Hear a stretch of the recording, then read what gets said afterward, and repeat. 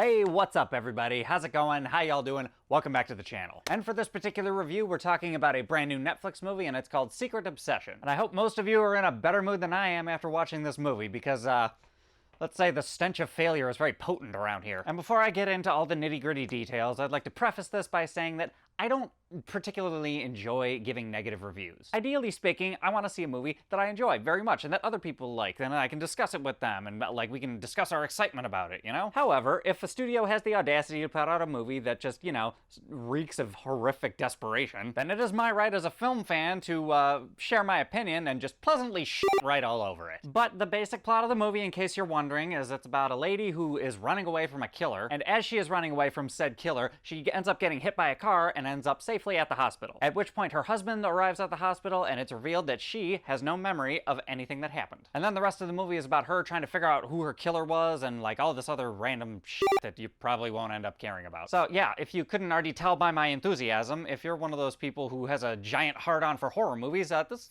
a pretty quick way to make your dick soft. Honestly, this movie had no nuance to it whatsoever. It was just incredibly blatant and in-your-face and over-dialogued and over-expositioned and just overdone, just trying way too hard. I did think it was interesting, the starting off point that the movie chose to have, where the girl's running away from her killer. Like, that's the, like, you know, the inciting incident. Which sounds good on paper, but, like, the rest of the movie didn't follow up on that idea very well. As far as the positives of the movie go, there was a couple cool little aha moments where the mystery, like, the plot thickens, I guess you could say. And the acting from Brenda Song and Mike Vogel, it actually wasn't all that bad, but they were given some really shitty dialogue to deal with, so I kind of can't blame them for that. And then there's also the guy from the Allstate commercials that plays the detective, and again, he did his best, but he really wasn't given the best material to work with. And also, anytime Brenda Song's character has like a flashback where she kind of remembers something, there's a really cool melodic theme anytime that happens. So that was kind of catchy, but at the same time, that reminds me of another thing that I didn't like, is that the music was way too in your face, much like a lot of other things. If I had a choice between having the music that we got in this movie and like lowering the volume, or just not having the music at all, I probably would have just not had the music at all. Partly because this movie had just no sense of atmosphere to it, so like everything was visually too loud, if that makes sense. The movie had a very vibrant color palette, and that's really not something that I personally would look for in a horror movie, because if you're trying to have like this kind of ominous feeling, you wouldn't want colors to pop. You would want things to be a little bit more muted and gray. And if you take the color palette and like certain tones of the movie and also coupled it with the music, it felt like this movie bounced in and out of a Lifetime movie. But then they just kind of Frankenstein some scary shit in there to make the movie feel like a horror film. And also adding to the shitty atmosphere is that everybody, anytime somebody had dialogue, especially in the beginning, they had very